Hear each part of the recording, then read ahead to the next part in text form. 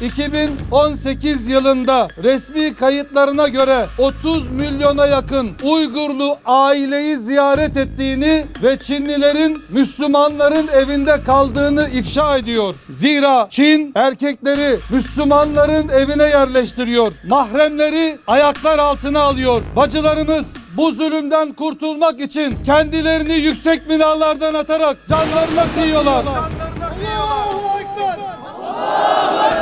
Ey Müslümanlar, ey insanlık için çıkartılmış en hayırlı ümmetin evlatları, ey Allah'ın kulları, düşünebiliyor musunuz? Kocası, babası, kardeşi veya oğlu toplama kaplarında olan Müslüman bacılarımız, kadınlarımız evlerine Çinli erkekler yerleştiriliyor. Subhanallah! Bu nasıl bir aşağılamadır? Bu nasıl bir eziyettir? Bu zulme vallahi, billahi ve tallahi dağlar dayanmaz. Bu eziyet karşısında yer yerinden oynamalıdır.